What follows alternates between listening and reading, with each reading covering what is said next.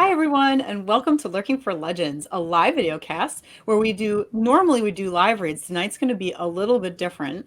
I'm Christie Stratos, historical suspense and historical fantasy author, and my awesome co-hosts here are epic fantasy author Richard H. Stevens and science fiction author David M. Kelly. Hi. Lurking for Legends is an interactive broadcast, and we encourage you all to comment and ask us any questions you may have.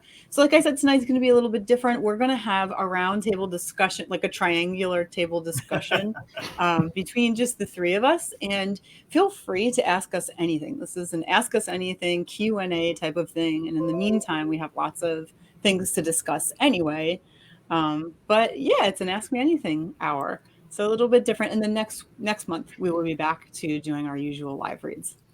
So let's, I guess we'll start off like we always do and see what everybody's up to. All right, you go ahead, Dave. Well, I'm back to writing the second Hyperion Jones book. After taking a bit of time off to do other things. But I'm working back into it, and I've added about 1,500 words today, so that's going nicely. That's good. This will be Hyperion Jones and the Eye of Time. Oh, that sounds interesting. So take that from that what you want. I have guesses. Now, Hyperion, she's a septipod. Is that what she is? Septipod, yeah. Oh, look at that! I got it right. I don't normally get these things right. That's one for me. That's probably the only one we're getting today. But. Yeah, she's kind of like descended from sort of octopus-like creatures on another world. I assume the eye is going to be literal. That's my assumption. Well, you never know with Hyperion. Could be anything. It could well be anything. But yeah, so that's I'm back working on that. Other than that, I finished redrafting my Joe Allen prequel novella, and my first reader / editor, Hillary, has been through it and given it the thumbs up. So nice. So that's good. That's going well. And I shall be getting her feedback and then reworking it again and sending it to my external editor before publishing it on my website as a series. Awesome. That will be really interesting to see how that goes. Yeah, it's like that's going to be definitely something a bit different for me. So we'll see how it goes. Hopefully, I'll get a lot of interest in it. Are you going to do like where you just publish on your blog only, or are you going to do where you put the whole thing like on Amazon and then publish chapter by chapter on your blog? The plan is I'm going to publish on the blog kind of publicly, openly for anyone, kind of like a chapter or whatever per week. The full story itself will be available as an ebook to subscribers of my newsletter. Oh, okay. Once it's all been, the individual chapters have been published and the whole thing's out there, I'll leave it there a little while, then I'll take it off my website and turn it into an ebook, which will become like a free ebook. As like an attractor for my newsletter, but also on Amazon and so on, as like a lead into the series. So that's the plan. Cool. That will be very interesting. And the plan and my thinking is each of the chapters will also be accompanied with a little bit of artwork from yours truly. Nice. Setting up the scene for that particular chapter, sort of thing. Oh, that's cool. Yeah. Wow. That's going to start chewing some time on you. A little bit, but I've got pretty quick at this now, so yeah. Oh, good. Hopefully not too bad. No, that's awesome. It's nice when you have something extra in the book. I think it just makes the book pop, especially when people looking at a table, especially the book signing. I know when people look through my stuff, all of a sudden they see a picture or they see the chapter heading and they, oh, that's pretty cool. So Yeah, it sure. makes the book that much more special. So how about you, Christy? What's up with you? I'm just going to disappear here for a minute until you announce me. So Is there a costume? uh, He's going to I'm dress not as saying. Richard. You go ahead, Christy. When you're done, All I'll right. come back in. All right. Well, I'm anticipating this. I'm very excited. It's not that great. Yeah, for me, as you all know, I am publishing Prohibited Magic on Kindle Vella. So let's see, we're up to episode 6 is now published on Kindle Vella and Patreon. So if you want early access, you can sign up for patreon.com/Christie Stratos. It's only $1 a month, or you can choose more if you'd like. Otherwise, you can wait until every Monday and it'll come out on Kindle Vella once a week. So I'm up to writing episode 11. I had to take a very short break in order to outline what I already had, because this is my very first time actually making it through a third book in a series. So like there's just so much in books 1 and 2, and now, you know, like of course 3 has its own problems plus some of the problems from back in book 2. So like there's a lot to keep track of, you know, and I realized I need to outline it. So I was so I made a little outline of, you know, the first 10 chapters, and now I'm on episodes, and now I'm on episode 11. So I came into an It's interesting, funny how those things catch up with you. right? Like the first, I didn't do anything in terms of kind of planning and keeping track of things for the first 2 Joe Allen books. And when I went into the third, it's like, I was like, oh my God, what have I done before? You know, it's like, and so I actually, similar kind of thing. And I spent a long time kind of like working through the books and Yeah. building this kind of like series Bible for Yeah. the Joe books, you know, sort of thing. And that's helped no end since then. So yeah, it's like, I know what you mean. It's quite the thing when you've got so much kind of backstory behind it. Yeah. Yeah, and you have to remember all the things you've left open, all the things you're trying to close up in different areas, and there's a lot of them, obviously. Thank Yeah, you, I Bingo. started in book 1 for me, where I was like, I don't know, halfway through or something, and I was like, I don't remember everything anymore. I need to stop and write it all down. I ended up making this big, like you said, it's like a series Bible, and it helps a lot. But even so, I still needed to like outline what was happening in book 3, so I know where it happened and everything. You know, so that's what I've been. I think So are these going to be available elsewhere, Christy? Yeah, definitely. I'm going to do paperback, and I'm going to do ebook, maybe hardcover too. So I'm hoping to get book 1 out this year with a pre-order for book 2 as like whole book. So hopefully I'll be able to do that. I am That'll be going great. through, adding a lot more to book 1. I'm fleshing things out a little bit more since I have the ability to do that. I might as well. So it's going to end up a little bit longer and with some more detail that I think will make it more interesting and more historically detailed too. So I'm working on that at the same time. That's fun. great. Yeah. So are we good to welcome Richard back?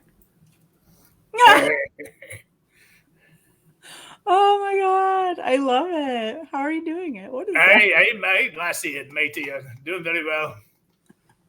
The reason I'm in this getup is this weekend is the Ontario Pirate Festival in Guelph. I will be there Saturday, Sunday, and Monday, which is the civic weekend. It's a long weekend here in Canada. And it's in Martin Park in Guelph, Ontario, which is, if you're in the States, it's probably about 2 hours north of the border. So come on up and see us, and maybe. Yeah, and it's funny. I'm glad you took a while, because I had my patch on upside down. I couldn't figure out how to put my pirate patch on. I didn't realize there was up and down to it. Oh my God. For a second, Richard, it was so perfect. I thought it was a filter. I really did. Oh, you thought one of those filters? I thought it was a filter. I really did. No, that's actually a patch. I had a patch last year when I was at the Pirate Festival, and I lost it the day before, and I didn't know what to do. So my wife, she really quickly crocheted me an eye patch. It was made out of wool. So I had this eye patch on that was made out of wool, and it was so stinking hot, and my eye was so itchy, and it was awful, so I couldn't wear it all day. But so anyway, I went out and got this really authentic plastic eye patch now. So if I could see out of this eye, which I can't actually, I could use an eye patch because I can't see out of this eye anyway. It's actually got a little split here, so people that actually can see. Then my little hook. I just have to. I've got a parrot too, but he's hard to. I guess I'm gonna have to find him. Your earring is very attractive. Yeah, I know. Yeah. Where is it? Oh, there it is. It's hard because I look at the screen and it's on the wrong side. Yeah. Oops. It fell out. I hope I didn't. I am not poking fun at your eye patch. I was very grateful that you made me one. CJ Davidson is my wife, and she's the one who looks after all my back end stuff, and she's the poor thing. We did actually the Fergus Medieval Festival last week, and I woke up and I felt totally fine, and within half an hour, all of a sudden my back, for no apparent reason, I didn't do anything, it just went out on me, and I knew I was in trouble. And so we had to drag the trailer all the way up to Fergus, and we had to set up, and I did nothing. CJ had to lug all the books are heavy. If you've ever done a book event, books are awful. I have 14 books, so there's at least 14 totes that she had to lug with all these books and set up her tables. And, I helped what I could, but I couldn't lift that stuff. That's a good excuse, Richard. Yeah, it was actually torture because it's my biggest event of the year, so I could not miss it. I couldn't sit down because I was in so much pain, and I couldn't really stand up, but I had no choice. So I just stood there and grinned and bared it for the whole. But I think I really did myself a number because I wasn't really back to myself until Friday, just a few days ago. So it was quite the day. No, there was no rain in Fergus, so it worked out quite well. It's supposed to they called for rain, but it didn't rain. We've been lucky this year so far. So, but yeah, go ahead. Aside from like your back, were you able to make the sales that you hoped? Yeah, we did okay. Like my back didn't interfere in making sales, and I even put my knight's costume on. So here was I just felt like a useless knight. I couldn't do anything, and a couple people wanted to take pictures with me. I have this great big sword, Excalibur. Yeah. So I had to kind of carry this thing out around the tables and try not to look like I was dying, and oh my God, take a picture with them. And it was a long day, and I suffered because of it. But I couldn't have done without Caroline slug and everything, so I felt bad for her, but. We got through it, and the back's coming around, and it'll be fine for this weekend as long as nothing goes sideways on me again. But, so we got a 3-day event this weekend, and then before we meet again, I have another 3-day event. The following weekend is the Fergus Highland Games. So again in Ontario, but this is the Highland Games, so it's a Scottish festival. And last year, and I don't know if she's there this year, Diana Galvadon, who writes Outlander series, she was there. Oh, and wow. And so there's a big difference you could see for authors, you can see the disparity there. So they bring her in, they put her in a hotel, they feed her, you bring books to her, she signed them. So here's me down in Vendors Row, away from where everyone's gathering to see her, and I'm selling in my little tent, and I'm hoping that someone will show up and take an interest in my book, and then they have to buy the book from me, and then I sign up for them. So it's funny because that's what we're talking about today is the writing craft and everything else, and everything about being an author. And that's one of the things we do. I talk about people. They asked me about doing book signings at a place called the Indigo Chapters, which is like Barnes and Nobles in the States, I guess. And it's really cool doing it. And I always encourage them, if they have the opportunity, to go to their chapters and set up a book signing, or I guess it's called Indigo now. And it's really cool to be in the bookstore and doing it. You don't get a lot of sales, at least I didn't, but just do it once. If you're an author, you gotta have these experiences, and to actually sign in a bookstore is really, really cool. So you're not going to get rich overnight, but it's one of the highs of being an author. So so if there's any authors that are watching or not quite published yet, there's a lot of dark days being an author. There's a lot of time. Why am I? You just want to quit. Why am I doing this? Is anyone reading my stuff? And then there's the highs where you're doing these book signings, and someone comes up and actually buys your book, and they take an interest in your book, and then all of a sudden it makes everything worthwhile. So if you're an up-and-coming author, don't despair. There's a lot of good times too. I approached my local chapters, and when they found out that I was an indie author, they just kind of like poo-pooed me. Oh, no. Oh. Okay, well, I'm not talking for all chapters then, I guess, but that's unfortunate. generally chapters try to promote individual authors. What I did is when you go in there, I print the books myself. I bring them to them. They get a 45% cut of my book, even though they didn't put any expense into that book. So it's they're doing it for their own gain, not mine. But it's nice just to be in there. So if you get a chance to do any kind of book signings, and then you can be like Dave and I'm not sure if you do any book signings yet or not, Chris. Have you actually gone out and done events? I usually just sell books when I do like a presentation. It's usually something like that, but it's usually also to other authors. So, but that's what I've done so far. Yeah, no, absolutely. When Dave and we do Writers Fest, and a lot of times you're swapping books more than selling books. And I find if I do a Writers Festival, I'm not a literary author, I'm a fantasy author, a speculative fiction author.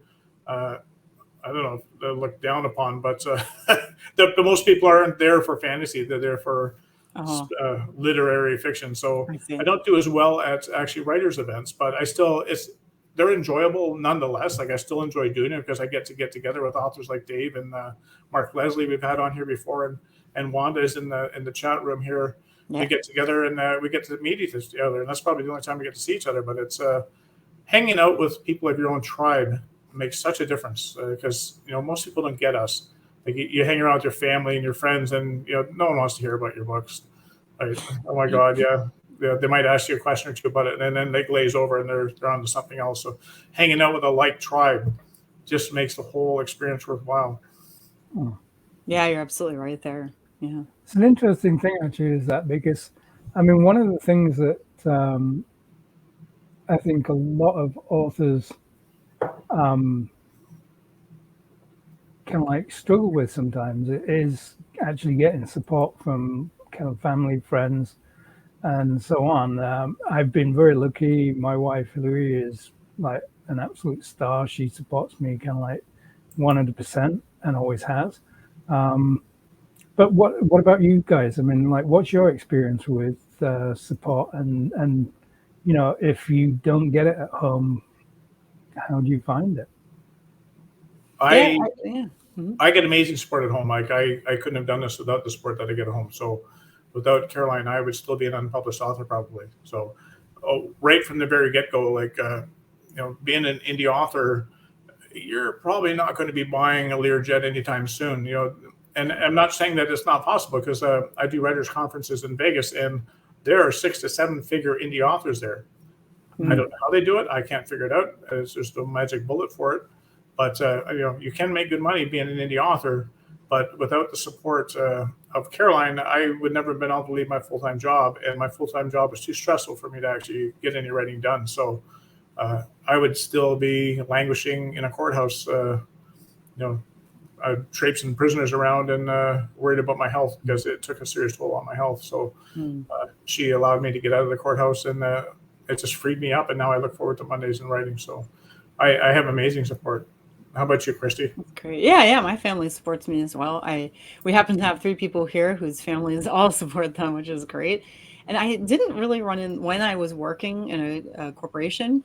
I didn't really run into the very common problem people talk about of, saying that you're an author and people, like questioning it or sort of being like, or, that's not a real job or anything along those lines. Then again, I had a full-time job that was the corporation. So, I got a lot of good responses. I see like that people sometimes at work, when they have a full-time job, have a lot of trouble depending on the genre they write too.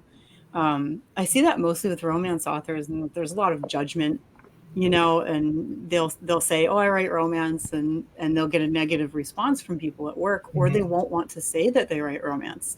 And for me, it's historical suspense, historical fiction, and that comes with a certain amount of people are always interested in the research and stuff like that.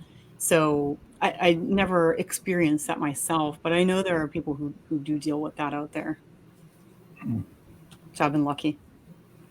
Yeah, it is tough. Like, as an author, especially an independent author, like you see people on Facebook and all these other social media. We're going to get to Hillary Stokes' question in a minute regarding social media. So this fits right in that, Britney Spears comes out with a new lipstick that's $150, everyone goes absolutely wild, and she sells like 7 million 7 million sticks, and all your friends, you know, they buy it. All your whoever wears lipstick that are your friends, they can't wait to get their hands on it.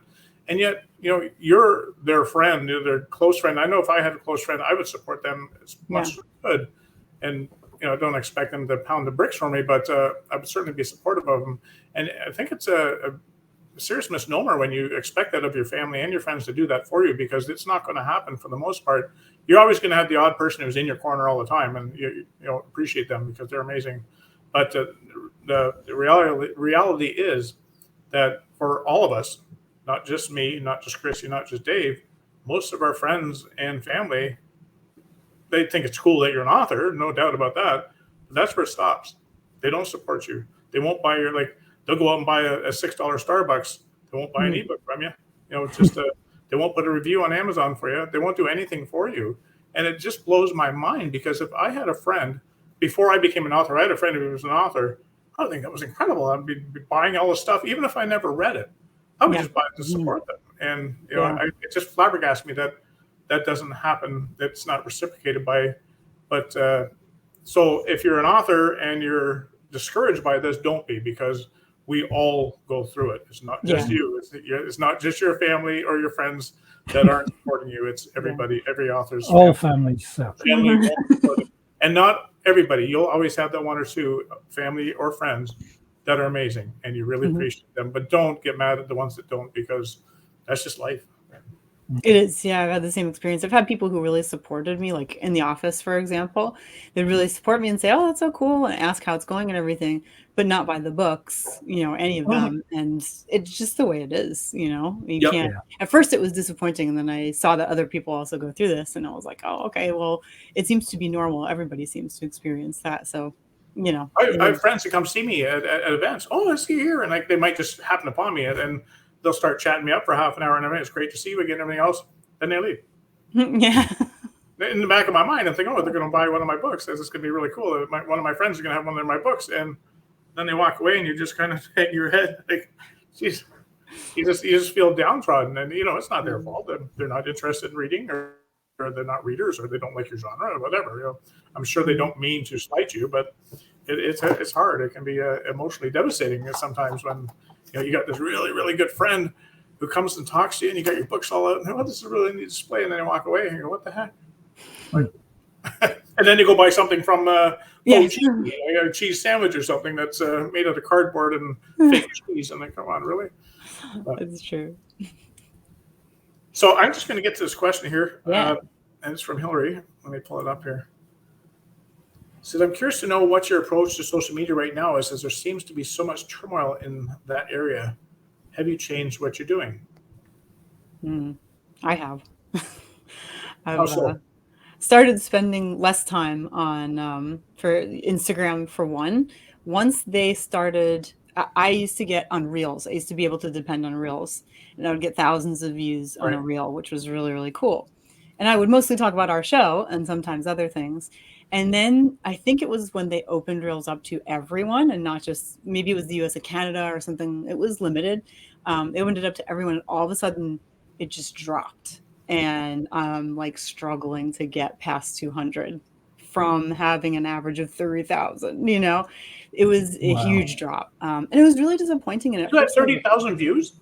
No, 3,000, an average of 3,000. It could go up to 6,000. Wow. Yeah, it could be 1,000, but it was in the thousands, and I was really excited about it. And it would bring new people. They would look at my stuff. Some of them would follow and all that. But then it dropped so significantly when the rest of the world got added, which I still don't think makes that much sense. It seems like the content just isn't being circulated for certain things, I guess. I don't know. I'm not an expert on why, but you know, after that, it was definitely discouraging. And, you know, I was putting up regular photos, but they're not doing a whole lot. So I started only posting here and there. It's like once a week or less, you know, and it doesn't seem to make a whole lot of difference. Honestly, it doesn't make much of a difference, because social media isn't necessarily for selling anyway. It's more for awareness. Yeah. You know, so, you know, in that way. And then on Twitter, I sort of gone, or X, I go on and off of using it, you know, and sometimes I'll have good amount to say, and I'll get more participation because I'm participating more. But as soon as you stop that, it drops, So like, I don't always have time to be on it all day, or thinking of things to say constantly, and forget Facebook. I think where I spend my most time is really Facebook groups. So my Facebook group is where I spend the most time. It pushes that out. It does not push my page out.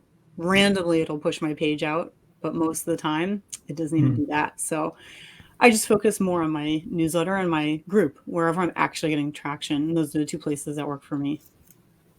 That's awesome that you had 3,000 views on something. I don't think I've had 3,000 views on all of my posts combined since I started in 2017. It's not true. If I post a picture of my cat, yeah. If I posted maybe 100 pictures of my cat, I might get 3,000 views overall. But I get no traction whatsoever on any kind of social media. So obviously, I must not be doing it right. No, that's not the case, Richard. What it is that all of them, Facebook, Twitter, Instagram, etc., they're basically all kind of like really kiboshed, like any kind of organic distribution of your posts. They just don't let people see them. So even people who are following you don't see them. When you post things, Richard, it's like a lot of the time I don't even see it for days. No, I understand. I understand that. I'm in a great, big, massive book readers group called the Book Lounge for Readers and Authors, and great group. It's everyone's all book oriented there, and I see some people will post things and they get tons of comments, they get tons of hits, and then I will post something similar, and there's a couple people that are very amazing on there. They're always supporting me and sharing my stuff. Those are the only people that ever interact with me. And I'm thinking, why is my post any different than the other person's post? So it's very frustrating because like I see someone else post something, and in my mind, I think it's like they're looking for sympathy or whatever, and they're getting tons of hits and stuff like that. Maybe I should look for sympathy. That's not who I am, but it's so mind numbing.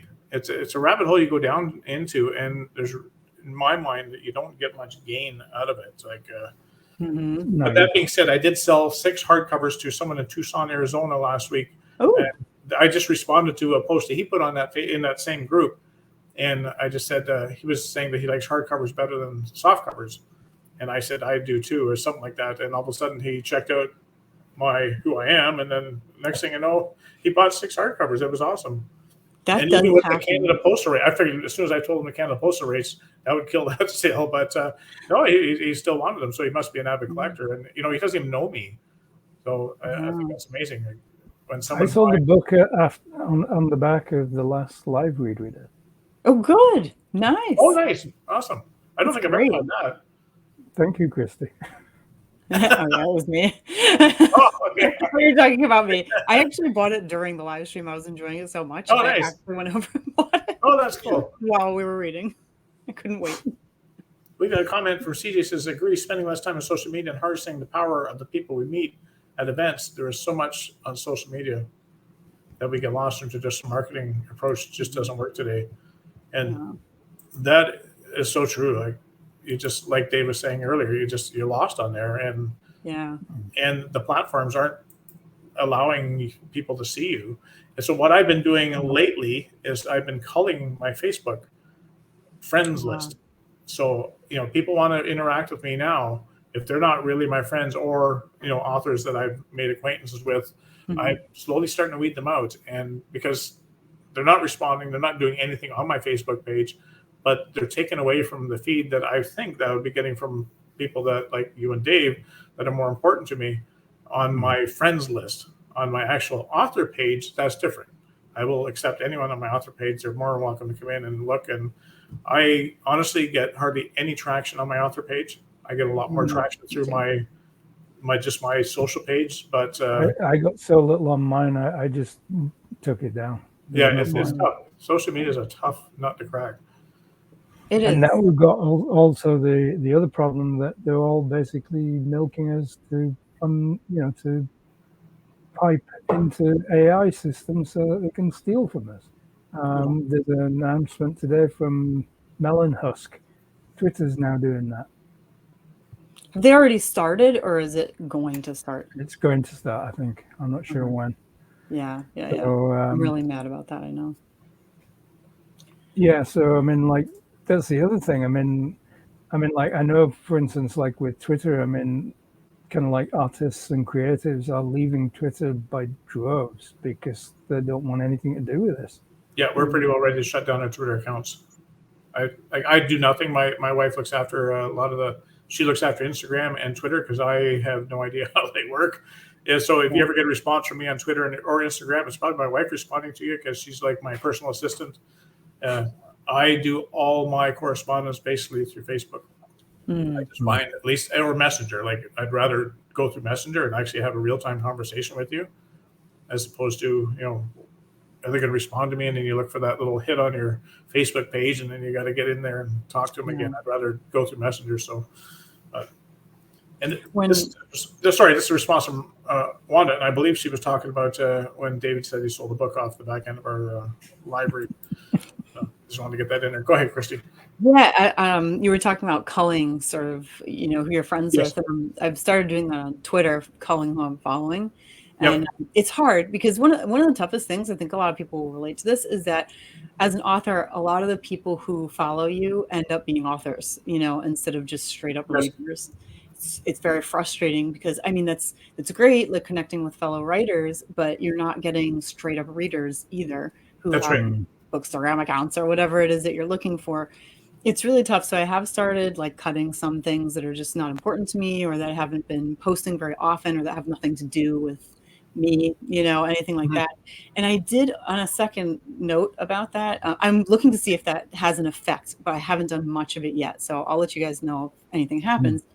But I did read something about originally when Elon Musk was saying that with Twitter, he's going to do this whole thing that David is talking about with the AI scraping. I like how he was upset that other companies were scraping Twitter, but then he's going to do it himself. So that was a cute move. Anyway, he had mentioned public stuff, not private. And so I was thinking of privating my account, and I'm wondering if that will mean that it doesn't scrape my account. I saw other people talking about it too. I'm not 100% sure if that was just him talking, or if that is really the case, that if you private your I account. think the potential problem with that, Christy, is that if you private your account, people can't find you unless they kind of know you. Yeah, that is a problem, and I don't want that really. Oof. Sorry, I must have missed the part about scraping. So what is the scraping doing? So basically what they're doing, Richard, is all of the data that you publish onto Twitter. So anything you write, any pictures you post, any kind of like music, sound, anything. Basically what they're doing is they're siphoning all that up and feeding it into their AI system to train it to replace you effectively. So it's ugly. This happened on DeviantArt too a while ago, like toward the beginning. You remember that? And people were leaving in droves. They couldn't figure out how to opt out because there was no opt-in. You were just automatically opted in. And they, artists, of course, don't want AI just scraping their stuff and then using what they learned from you, in free art. It's not really fair. It's basically mass automated plagiarism. Yeah, that is what it is. That new Threads, that's already in there. And that's owned by Meta, so you can expect to see the same stuff happening on Instagram and Facebook as well soon, I'm sure. That AI is AI is certainly an interesting topic because that's not just art; it's going into writing as well, and they're starting to get predictive. It's almost like predictive text, where the AI is starting to write the book for you. You start feeding stuff in there, and it'll populate. I actually attended at the University of Waterloo, had a class about 2 years ago, and they wanted to interview me and asked me if I'd ever used something like that to help me if I was in had a writer's. I've said many times before, I don't believe in writer's block, but they said, if you were struggling with writing a story, would you use this? So I did it with them for about an hour, and it was pretty cool what he did. But I said, no, I would never use that because that's not my thoughts. And I think the thing with writing is that I don't know how AI is actually going to replace authors, because a computer has never been on the edge. They'll use the edge of the Grand Canyon. I remember my wife and I went to the Grand Canyon a couple of years ago at that writers conference in Vegas, and you could see as many pictures of the Grand Canyon as you want. You say, "Oh, that's pretty cool. It's pretty big." Everything else, it almost brought us to tears standing on the end of that and the edge of the canyon. It was so amazing, and the feeling that you get as a human being, if you can put that into words, a computer will never be able to do that. So I don't think a computer is ever going to replace us, but I think we're going to get a lot of tripe that's going to come out on the internet, and it's really going to make it harder for, especially for us indie authors, to get any traction, because there's going to be so much crap out there that's AI generated, and people are going to have to try and weed through it. That it's going to be harder. You're right there, Richard, that, like, I mean, obviously a computer can't reproduce that feeling, but what it can do is it can steal your thoughts when you write them down and just up thoughts when you write them down, etc., and it will just jumble them all up and produce something that looks kind of the same. I mean, already, I wish I could remember this guy's name, but I can't remember. It was the guy who came up with an AI writing program, and he said, "Oh, it's not to replace authors. It's just so readers have something they can read in the meantime while they wait for their favorite author that's similar to their favorite." So basically, it's replacing authors. So that is the goal. That is what they're trying to do, is come up with technology that can replace us, and obviously, as he said, without meaning to, write like your favorite author. So that's scary. I mean, nobody wants that to happen. Well, we don't want that to happen, we authors. I think there are a lot of readers who might be against it too, but I don't know. I mean, I don't know. I just have a comment here. It makes me put it on the screen. Oh, this is, I think these things are going to help us authors not be replaced, and you're going to start feedback like this. So this is a lady I met when I used to sell during COVID at the St. Jacobs Market. There was no other place open, and she's a visually impaired woman, and she talked to me, and we had a nice discussion, and she found me at an event, and she saw me last week, I guess, up in at the Fergus Medieval Fair, and she bought Riga's Flight, so obviously she's very much enjoying it. And I think those are the things that will make authors irreplaceable. Is you're not going to have an AI computer sitting at a desk signing books, whereas we can still do that. So thank you, Ashley, for bringing that up. It's people like you that really encourage us and fuel our muse and make us want to keep writing. When, like I said earlier in the show, that writing can be very dark pastime, dark project, a dark whatever job sometimes, where you get months and months where you just sit in front of your computer writing a book and trying to get the next one out, and you just wonder, am I wasting my time? And then you have someone like Ashley come around and say, "Hey, Richard, I love Riga's Flight," and away you go again. So thank you, Ashley, and thank you all the readers that support us. We appreciate it. Anita has a good comment too. Yes, I was just going to bring it up here.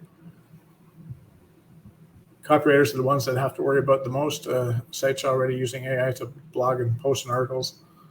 Yeah, I actually, Anita, I'm glad that you said that, because I have already seen both marketers and writers saying that they use AI to do their blog posts. And scarily enough, I've seen a number of writers say that they're using AI to do research, and this is a big mistake because it makes stuff up. Like, it is 100% wrong. Much of the time, actually. I've seen a lot of examples of it. And I'm talking about screenshots, like these are real things. It's wrong. It's wrong a lot. It's not at the point yet where it's coming up with correct answers. It does make stuff up. It does even get math wrong. I don't know. Be careful. Do it yourself. Really, seriously, you can do it yourself. Don't lose that ability. Do it. I get the time thing. Sorry, Christie. No, I get the time thing, and the argument is like, it takes so much. Yeah, exactly, Anita. It takes time to do the research. It takes time to write the blog post. But it's your work, your words. You know what's right, and all that. If you're trusting AI, you have no idea if it's correct or not. And like I said, I've seen it firsthand. It's wrong a lot. Mm-hmm. Ashley also says all humans have a unique touch that people can pick up on. This is the same with music. Most hardcore music enthusiasts would agree that vinyl will always be the way to go. You guys are absolutely irreplaceable, especially the more you write from a place of deep feeling. the more it will touch people. And that's what I was touching on with the experience in the Grand Canyon and the experience of love. You're right about your feelings towards one another. So every book, I don't care whether it's cozy mystery, whether it's hardcore science fiction, whether it's fantasy or whatever, it all boils down to the relationship between two characters or the character and the environment. It's always boils down to the same things. It just the cool thing about science fiction is you can have spaceships, and the cool thing about fantasy you can have dragons, but it's still at the end of the day, it's a story about feelings between the characters. And if you can bring that out, I don't think it matters what genre you write in. People will love the story. It's true. Yeah. So I wanted to touch on Christie because this is my interest, and this is what I want to do with my next project. I thought about doing it with this book, but it's like book 4, and I figured, well, it's probably not a good place to start. I wanted to touch on Vela. Like, what is your experience with Vela? Do you find it worthwhile doing? And what's the process? I know it's a big question, but if you can sum it up in a nutshell. Yeah, I'll do my best. So as you, hopefully everybody knows, Kindle Vela is basically publishing and reading on your end, if you're a reader, episodes. So you're reading one episode at a time on Kindle Vela, and the first 3 episodes are free. And after that, you pay in tokens. You buy tokens. And that's, I mean, it's not like a completely innovative idea. Of course, other places besides Amazon have already done this kind of stuff. But this is Amazon's answer, having episodes. So personally, I have found it worth it. For me, it takes me a while to come out with a new book. So in the meantime, my regular books are, how it is. You have the initial spike of sales, and then it goes down, slowly like that. And in the meantime, I'm trying to write. Well, the first day, you know what I mean? You have the first day, the first week, whatever it is. And so anyway, with this, you can publish once a week, and people, are reading it, and you get paid for that, which is great. So for me, it's been worth it because it takes me so long to write something, at least along the way. Now I'm publishing, and I can get paid along the way for my work. Now, personally, and this is just me, it's not the same for everyone. I am doing better with Kindle Vela than I've been doing with my paperbacks and ebooks. I don't go to big events like you do, though, Richard and Dave. So I don't do those outlets, at least not at this time. I just don't have the amount of books to do it right now. But, so for me, Vela is working out. It's going from the writing perspective, from the publishing perspective, I'm making more that way. And, some people will publish, like a book they've already written, which makes a lot more sense than what a lot of us are doing, which is, writing it along the way and publishing it. You don't have to you can do either way. But I mean, it's great. The faster you can publish, the more you get into the algorithm. I can't publish as fast as everyone else. So it's once a week for me, but that's good enough for me. I don't mind. And I do well with it. You do have to push it all the time. You do have to push it in groups that are about, serial reading, episodical books, stuff like that, Kindle Vela dedicated groups. So that does take time, but it's been worth it for me so far. We talked about it before, and I know the process that. So once you're done your Vela, then after a certain amount of time, is there a grace period before you can actually release it on as a full book, or can you do it right away? No, it's 30 days. Last I saw in the instructions, it's 30 days. And I believe that they actually say it's 30 days from the point of the most important thing in your book happening. It's something really specific like that. But if you want to be safe, you publish the whole thing, wait 30 days. And then so the most important in your book, just have it in the first page. Yeah. Can you imagine? You also start with the climax and work backwards. Yeah.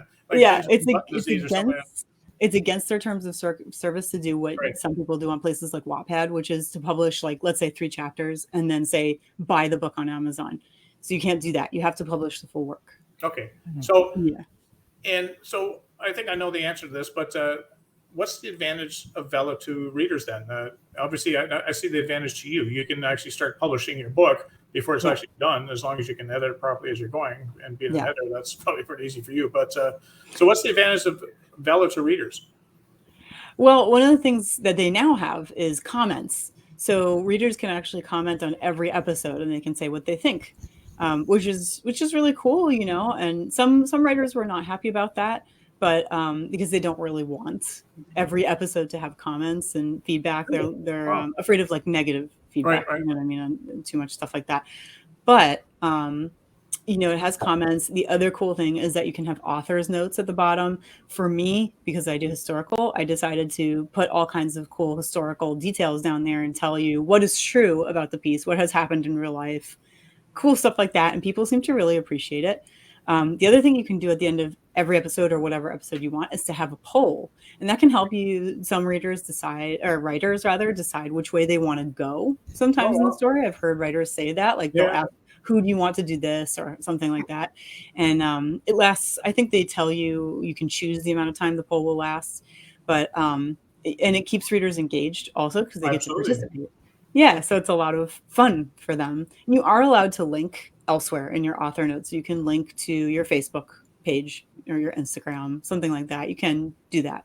So I think that's one of the big positives. But I will say, I have found so far that the Vela audience is over here for a writer and everything else is over here. So like they don't typically mix. Like if this is a Venn diagram, they're over. They're just, they don't touch. Right, but you're picking up readers that you wouldn't normally have. Yeah, you are picking up new readers, which is really good. You don't get, if you're going to publish only on Vela, you are probably not going to get that many of your readers, unless you're big, unless you're like really huge. You know, you're not going to get as many readers going over to Vela because they want to wait until you publish it as a whole book. Yeah. So I just want to bring up a couple of comments here. Wanda says, exactly the research I do for my writing is work, of course, but that is where the passion comes from to feed in the characters and the story, bring them to life. Yeah. And that's absolutely true, yeah. Definitely. And then Ashley's, I'm going to try and read it. It's actually before I went blind, I had read a few of your books from my local library, and being able to meet you in person after going blind rekindling, going through those books. The more authors get out there and make those human connections, the more interest it brings. Saying hi and getting your own copy at the medieval fair in Fergus, people thought it was so cool that I personally knew you and told me that they were totally going to check you and your books out. That's great. And then it stops there, so I'm not sure what else went on in your comment, Ashley. But thank you for that. I appreciate it. And if you see, I don't have many reviews. That getting reviews is like trying to find a unicorn. I think, especially for independent authors. But and that's a whole nother show we could do on trying to get reviews. But actually, once you've got 25, like Amazon just sells them for you. but it's a lot of my reviews come from people I meet at these events, and they really appreciate just being able to talk to you. A lot of people see, and I know Dave's gone through this too, where people look and they see science fiction and they're going, oh, they don't see Asimov, or oh, they don't see Herbert or Heinlein or whatever, and they start walking away. And then if Dave says, oh, I'm the author, these are my books, and all of a sudden they're engaged because when they see you, they think you're a bookseller. They don't think you're the author. And once they realize that you're the author, all of a sudden, oh, that's really cool. And they want to talk to you. Not everybody. Some people just go, oh, you're an indie author, and they just walk away. A lot of people are very, and especially if you're local. Like, so Dave did the Graphicon in Sudbury recently, and they realize he's a local author. And that means a lot to the people that are up there that, they're actually supporting local. So I'd say half of my reviews have been generated by doing these events. And that people appreciate actually being able to talk to the author, and I will take the time to talk to them as long as they want. And it's great. Most people that are buying my books, why wouldn't I? So, and it's funny. One of the questions I get is how much to charge for an autograph, and I would never charge for an autograph. Like you're buttering my bread by buying my book. I would never charge you for an autograph. I want to say thank you, and any way I can. So, thank you for Ashley and everyone else that's bought my books. Great. Yeah, actually, while we're on this topic, I had a question for both of you. And basically, I was wondering, since you both have done like conventions and conferences and all kinds of stuff, like, I was talking about before, the things I've done have mostly been when I talk to writers groups, I'm really talking about finding an editor and things like that. So it's not the same type of thing. But for you, you've been to all these different events. What are like some of the best practices you have when you have a booth? Like now that you have done a number of these events, what would you say is some of the best practices, both of you? Go ahead, Dave. Oh, thanks. Put me on the spot.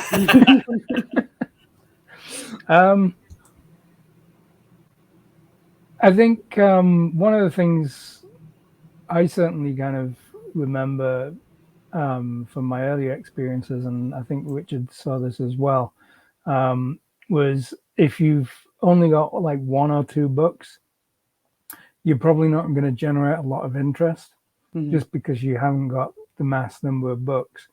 So, you want to have, I would say, at least maybe kind of like a one series or like 3 books or something out before you kind of like really want to start it. But there's no harm in doing it if you just want to get your feet wet, sort of thing. But if you're kind of looking to get the most out of it, I think you need a few books kind of like to display there. My first one, I only had kind of like 2 books. One was my first novel, and the other one was a collection of short stories. And I mean, I got interest, and like lots of people kind of like were very friendly. But I mean, obviously, you just haven't got that much to sell. It's as simple as that. Yeah. So that would be one thing, I think. And this is just a kind of general thing that to me is kind of like important. It's like whenever you're doing anything like this, always be polite and don't kind of like, start kind of fighting with anybody or, kind of like, dissing the organizers or anything like that. I mean, there's a lot of people put a hell of a lot of work into these shows behind the scenes. You don't always know what's going on there. And so even when things are like kind of, maybe not going as well as you'd hoped, it's like, kind of like just smile and kind of like just take it easy because, there are a lot of things going on behind the scenes that really you don't know much about. And having organized events from the other side, it's like, I can tell you the amount of work that goes into them is absolutely phenomenal. So it's like, just kind of like chill out and be kind of like friendly and nice. And not just kind of like the organized, but I mean like other people with other booths, it's like, don't start getting kind of like upset over sort of like silly little things, it's like, you need to go there with a very positive attitude, I think. And that also goes to like people who come up to your booth. I mean, as Richard was saying, I mean, you get a lot of people who come up, they sort of like kind of kick the tires and then just walk off and go and buy themselves a Starbucks or, whatever. And it's like, and you're kind of thinking, geez, you could have bought a book for that, for less than that.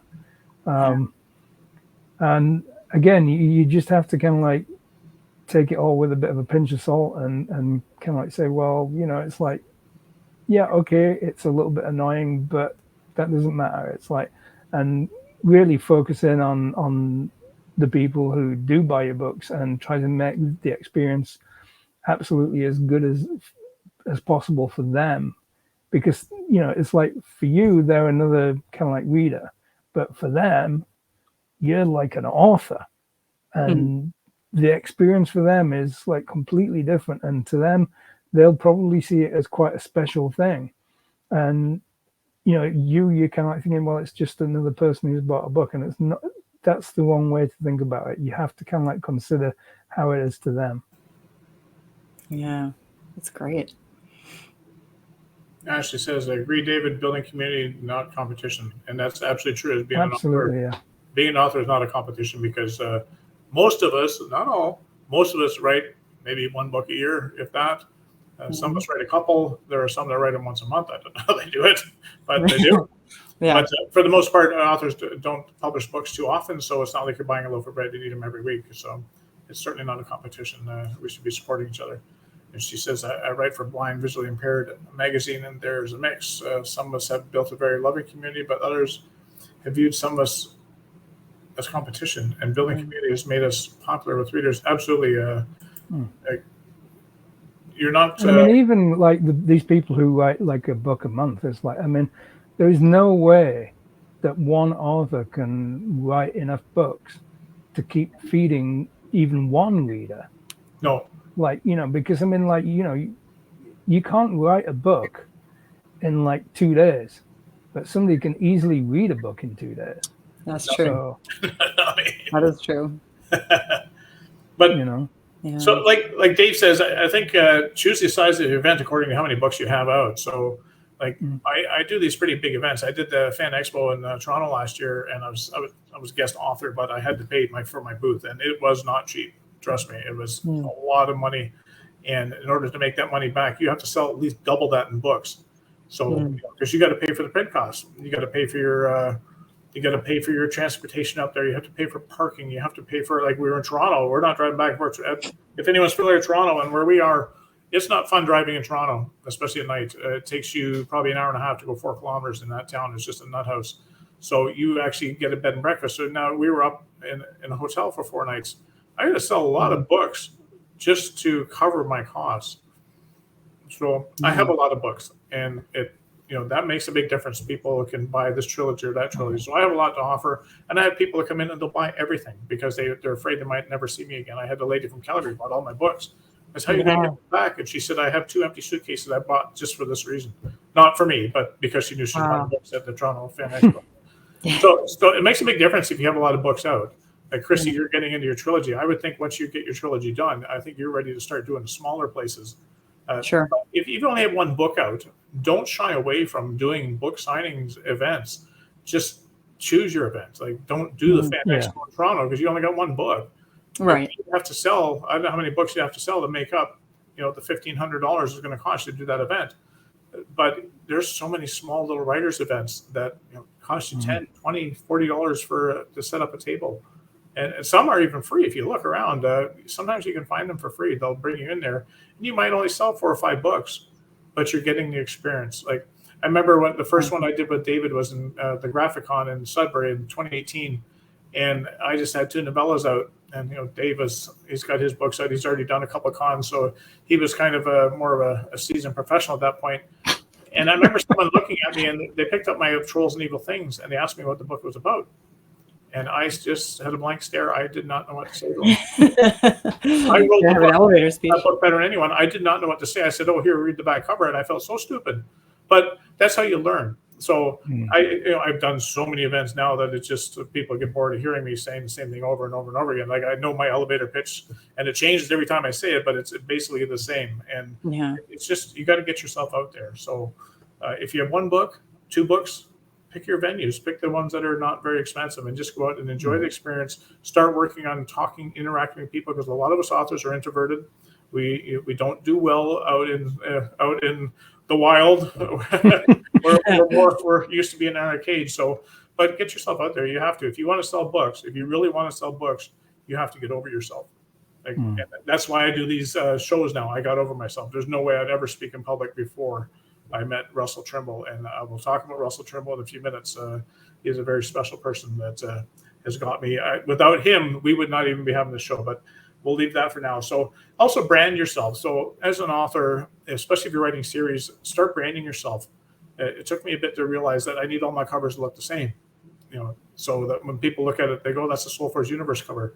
I have a logo, and Dave's actually done some work with me, 3D work with my logo. He's played around. I did a little video with it. It's really cool, but people recognize my logo. So it's on my spine of my books. It's on my banners. It's on my table cloth that sits down.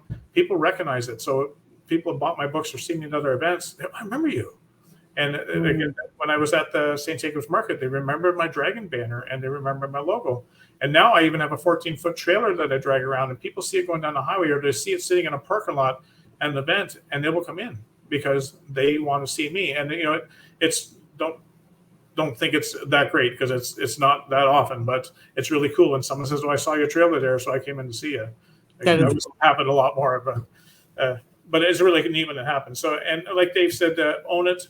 So when people are at your table, tell them you're the author. Brag about being the author. Like, let them know I am the author. And like I say, some people will just turn their chin up and walk away. Like, you're an independent author. I don't want nothing to do with you. And that's fine. That's not the reader you're looking for anyway. You don't want to waste your time with that person. But most of the people are going to be engaged, and they're going to go, "Wow, it's really cool that you're the author." I remember when I wasn't an author, and even now, if I met Terry Brooks, I'd be like, in La La Land, I was, "Oh my God, I'm fangirl all over him." And so it's a really neat experience. I don't see that for myself. When people come up and say, "Oh, I love your books" and stuff like that, it's a neat feeling. But I don't feel like I'm special. But I know they think that. So own it, own the author. And another thing to do too is to sell other stuff. So I sell dragon jewelry. I have shiny things, and people see these. Oh, there's necklaces and rings and stuff like that. Oh, what's that? And they come over and, oh, that's nice. And they look at my dragon jewelry, and I go, oh yeah, and I'm the author too. Like that green dragon eye. That's the dragon eye from my book here, from Lurker. He's Lurker. That's a good idea. And, oh, that's really cool. And then you can, sometimes they'll talk about your books, and sometimes they'll just buy the dragon jewelry, but you're still making some kind of income there. So, once you do these events, you obviously want to sell your books. That's why you're there. But I've made so much money just selling other stuff.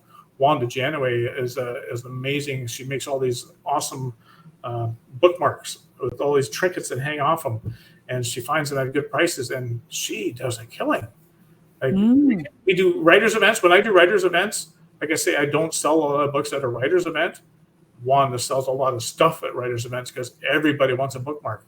Everybody wants a special bookmark, and she makes them in all these different themes. Like everybody there who reads a book wants a bookmark. Not everybody who goes to a writers event likes fantasy. So I see Wanda do very well when she does that. So we can learn something from Wanda as well. And one thing I do too is I try to make sure to ask them to leave a review, and not most of them won't, but if you can stick it in their head, I have a little card I'll stick in a lot of times in the book. Please leave a review after you're done if you like the book. And I always joke, if you don't like the book, don't do it. Don't leave a review and don't like the book. But and she storyboard bookmarks.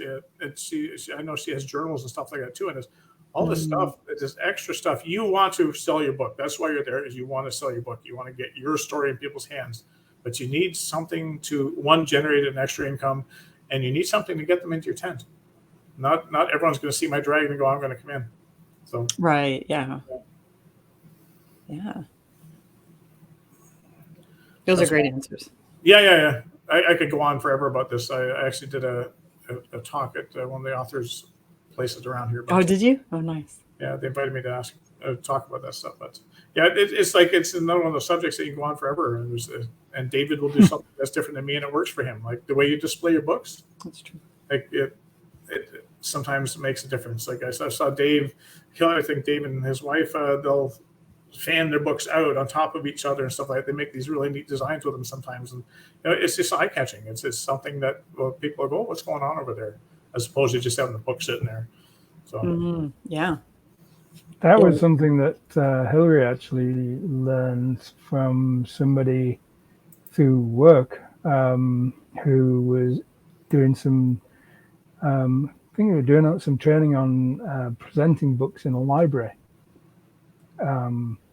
which is where she works, and she kind of like she attended this training, and when she was like going through the training, she kind of like thought, oh, we could do that.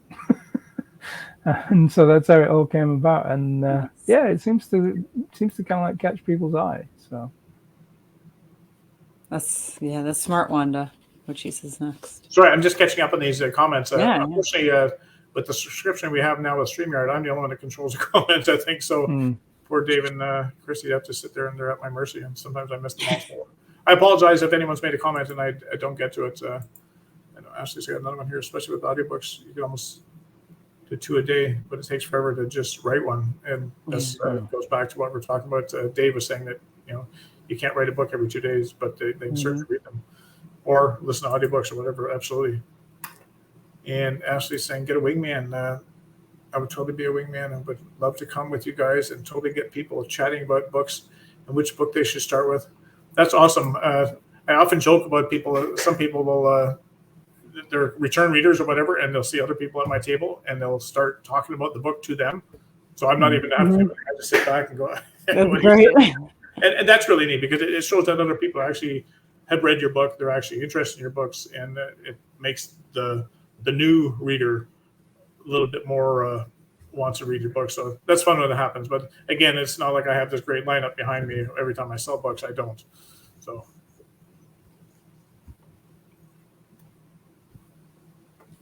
I think you'll see, Christy, once you've got your trilogy out, I think you'll probably see a big jump I certainly did when I finished the first 3 Ballon books. Yeah. For some reason, and I don't actually understand this because I was never like this when I was doing my huge writing phase when I was younger. It's like, but apparently some people now have this thing where they won't start reading a book unless like the whole series is out. Yeah. Which I find kind of weird because how do you know? Yeah. I get that comment a lot. Yeah. I mean, yeah, I have like, gotten that too. I've gotten that too. And they'll say, oh, I'll wait until it's all done. Yeah, like, Oh. and you probably never see them again. But I yeah, know. yeah. I mean, like for instance, like with mine, it's like I ended up with 4 Joe Ballon books, and I've now done a prequel, and I've actually kind of like recently come up with about 3 ideas for about 3 other books with Joe Ballon. So I it's knew like you wouldn't die. I knew it. they're just like, yeah, I thought it was over, but he obviously had other ideas. I knew. I see. Wow, we've gone like an hour and 5 minutes now, just rambling on. So We can always do another one of these. yeah, we absolutely will. We absolutely will because this one came about because we just didn't have time to get another reader in here. We like to have an extra reader. But speaking of that, I'm going to shut us down now and talk about what's going on. Our next our next episode will be on September 12th. It's the second Tuesday in September. That's generally when we do these, not always. So it's generally the first or second Tuesday of the month, depending on what's going on in the 3 of our lives. Sometimes we have to switch them around a bit, but we will always post it on our social media so you can follow us. And let me just pull that up. I've got it here. So on September 12th, we're going to read an excerpt actually from one of my books, Wizard of the North. That's actually my second book. And it was the one book in my trilogy that I had no idea where it was going. I always, for 35 years, I knew the first book and I knew the last book. I had no idea what I wanted to do with the second book, but I knew it had to be in there.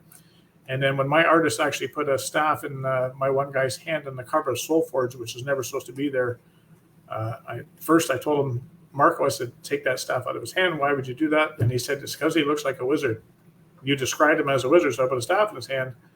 And I thought on it for a few days, and all of a sudden it hit me. I knew the second book. And I got hold of Marco. He's in Italy. He's Italian. I said, Marco, you are brilliant. Leave the staff in his hand. I want it on the cover, and now I know how I'm doing with book 2. And it just filled in everything. So we're going to be reading an excerpt of Wizard of the North, and we're going to have guest author R.D. Trimble. He's known in the writing community as Rusty.